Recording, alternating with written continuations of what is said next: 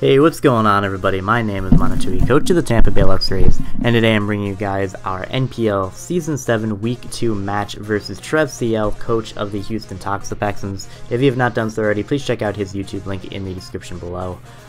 Trev and I have known each other for a very long time, since the early beginnings of 6th Gen draft format, and this is the first time that we have actually gotten the opportunity to play each other, so I'm very excited for that.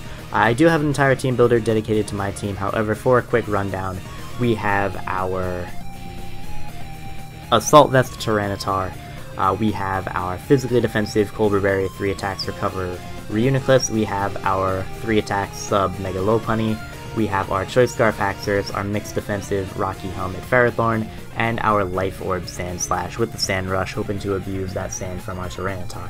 Now, as you can see, Trev decided to bring his Tapu Fini, Uxie, Mega Gallade, Nidoqueen, Weavile, and Silvally.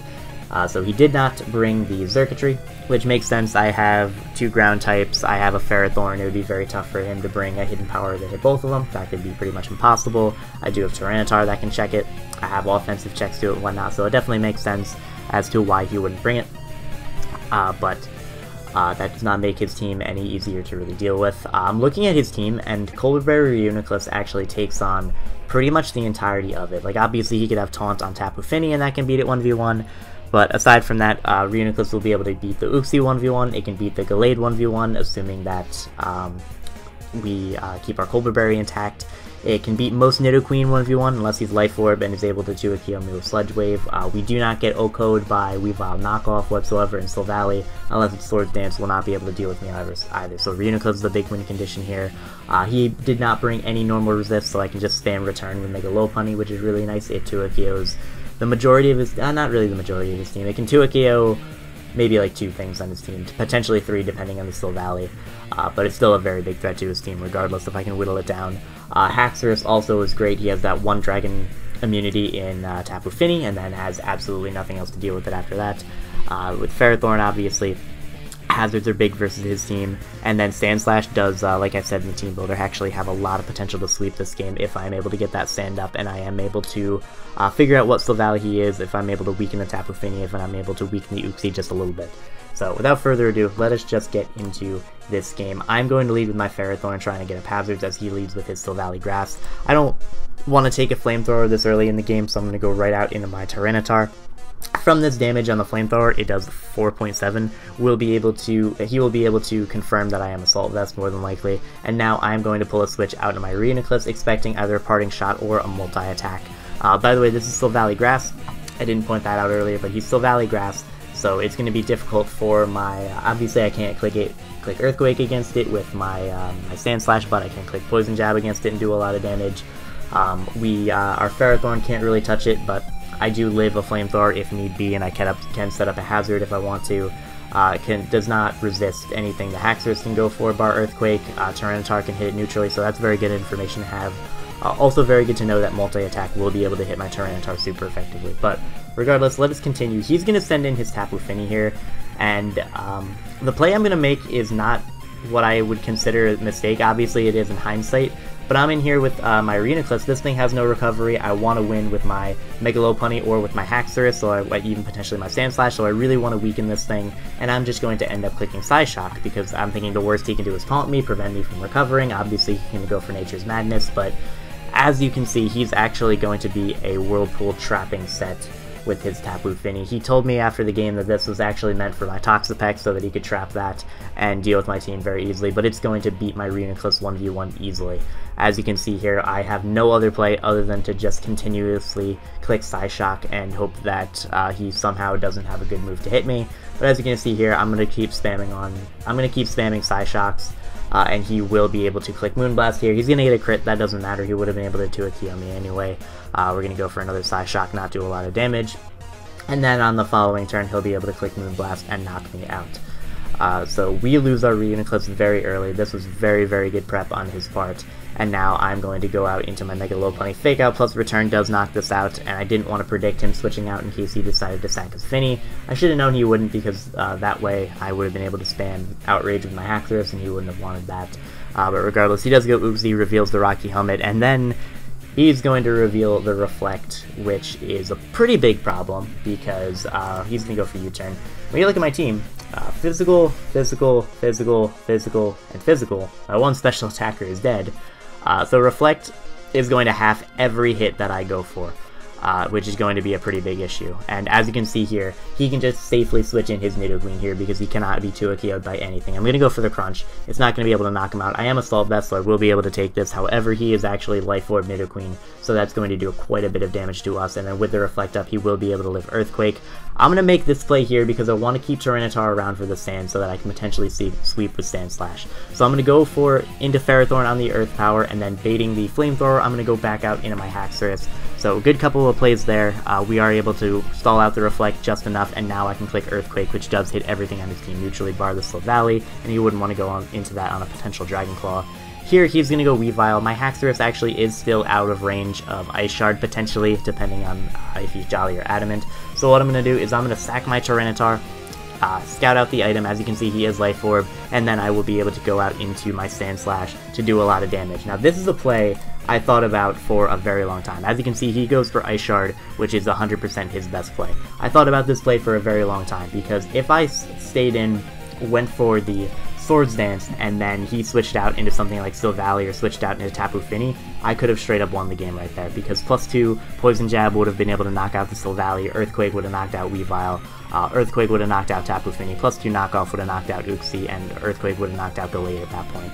So his best play 100% was staying and not risking me going for the Swords Dance and going for the Ice Shard. As you can see here, I did not expect him to switch out, so I am going to go right for that Earthquake, and we are able to knock out the Weavile. We will not be able to sweep with our Sand Slash here, but we are at least able to get rid of a big threat. Now he's going to go out into Still Valley. I can get a lot of damage off onto this with the Poison Jab, and then he is going to be able to knock me out with the Ice Beam. However, with the sand damage that he has taken at this point with the Poison Jab damage, he is now in range of my Mega Lopunny, so I will go right out into that, click Fake Out, and then on the following turn I will just click Drain Punch, because it is a guaranteed knockout, and I will be able to get myself a little bit of HP back, potentially putting it out of range of Uxie's Psychic if he does have it. So as you can see here, he does go out into Uxie. I'm going to hit this thing with a Return. It's not going to be able to do a lot of damage because he has a lot of physical defense investment, and he is going to get up the Reflect. I'm going to go for Sub, kind of hoping maybe his only attacking move is U-turn. But as you can see here, he does actually end up having the Psychic, and what I'm going to do here is actually go out into my Ferrothorn as he does click that Psychic once again. And this is where I also debated this turn for a little while. As you can see, he hard switches out into his Gallade. I debated going for Power Whip, expecting the Gallade, because that would have done a lot of damage and potentially put it in range of Mega Lopunny's Return after a couple more hits. I am Chople on my Ferrothorn. I believe I said, no, I'm Rocky Helmet on my Ferrothorn, so if he has close combat, he'll be taking a lot of damage. He'll be at -1 defense. I can possibly put him in range of Mega Lopunny's Return.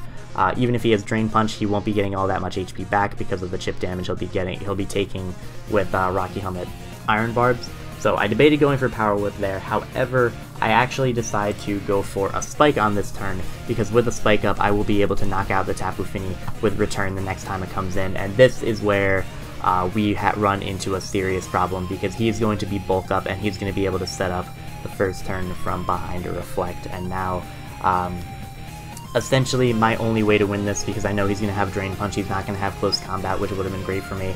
He's going to go for Drain Punch, going to get a lot of that HP back, basically bring him back down to the same amount of HP. I have to now go out into my Mega Lopunny and pray for a crit. If I crit the Mega Gallade, I will be able to knock it out. It easily does 61% with a crit. And then what he would be forced to do, Tapu Fini dies to Return, so we can't go out into that. He would have to go out into his Uxie, and no matter what he did with his Uxie, I would have been able to win the game with Lopunny plus Haxorus, because if he went into Uxie, took the Return, and then went for Psychic, he would have been in range of Haxorus' Poison Jab. If he went into Uxie and went for Reflect, he would have been 2-KO'd by my Mega Lopunny, and then the Spike plus the Return damage from Mega Lopunny would have put him in range of my Haxorus' Poison Jab, and I would have been able to win the game 1-0. But as you're going to see here, we are going to go for this Return. We're not going to get the crit. Still does a surprisingly good amount at +2 defense, but again, we're not going to be able to knock him out. And now, even if we crit the Gallade, we would have to double crit the Uxie, potentially even get a crit on the Tapu Fini, and that's just not going to happen. He's going to take the Poison Jab, and then he's going to knock us out with the Drain Punch, and we are going to lose this game 3-0 to Trev of the Houston Toxapexans. And this was just a game I have to give 100% to Trev. There was no real hacks in this game. He got the crit on my Reuniclus, but that didn't matter in the slightest. He would have 2-hit KO'd me anyway. This game was won entirely with prep. Bulk up Mega Gallade. There were three key things that won him this game. The first big one, the biggest one in my opinion, was the Whirlpool trapping Tapu Fini onto my Reuniclus. Reuniclus was huge this game. It stopped this Gallade in its tracks. This thing ended up sweeping me, and he was able to eliminate the thing that could stop it from sweeping me in its tracks. He wasn't even Swords Dance, he was Bulk Up, so he wouldn't have been able to do too much damage to my Reuniclus, and I could have smacked it with a Shadow Ball. Reuniclus was also very big for things like the Nidoqueen, big for things like the Uxie. I could have happily switched that in on it. Unfortunately, it wasn't able to do anything because it got trapped by a very good set. The next big thing that was able to beat us, and this is something that somebody left in my draft analysis comment section, and I didn't think of it too much at the time because people don't generally try and use this strategy, but Reflect. Reflect was a huge problem for me. Especially after he got rid of Reuniclus, I had 5 physical attackers, so every single hit that I was dishing out was dealing half the damage it would have, and that was really big. That allowed him to make more aggressive switches without really much cost. The only thing he'd be risking would be a crit for me, which obviously never came out and was obviously not very likely. So Reflect, huge determining factor. Reflect wouldn't have been as big a deal if I had my Reuniclus around, like I said, but regardless, it was still very good for him. And then the third big thing that won him this game was Bulk Up Gallade. If he were just a Swords Dancing close combat Gallade, I would have been perfectly fine. I would have been able to get enough damage off onto him with my Ferrothorn to the point where Mega Lopunny and Haxorus would have been able to win the game. However, because he was Bulk Up, he was able to keep himself healthy enough to the point where, because he was Bulk Up, he kept himself physically defensive enough to take the return from Lopunny. Because he had Drain Punch, he was able to get back enough health, put himself out of range of a non-crit return. He was able to put himself out of range of a potential attack from Haxorus. He was able to easily set up on my Ferrothorn. Once again, just very good game by Trev. And if you're wondering, by the way, why I didn't fake out the Mega Gallade, obviously Gallade has thinner focus. It wouldn't have worked, and I would have looked silly.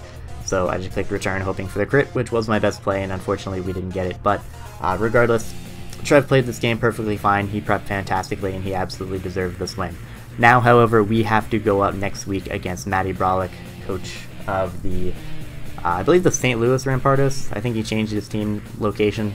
If I'm wrong, I'm sorry, you can all yell at me. But we're going up against Matty Brolick next week, somebody who I consider to be easily in the top 3 of all draft format, probably in top 2 at this point. Like him and Gypsy are pretty close on that scale. But regardless, thank you guys very much for watching. I hope you all enjoyed, and I will see you guys in the next game.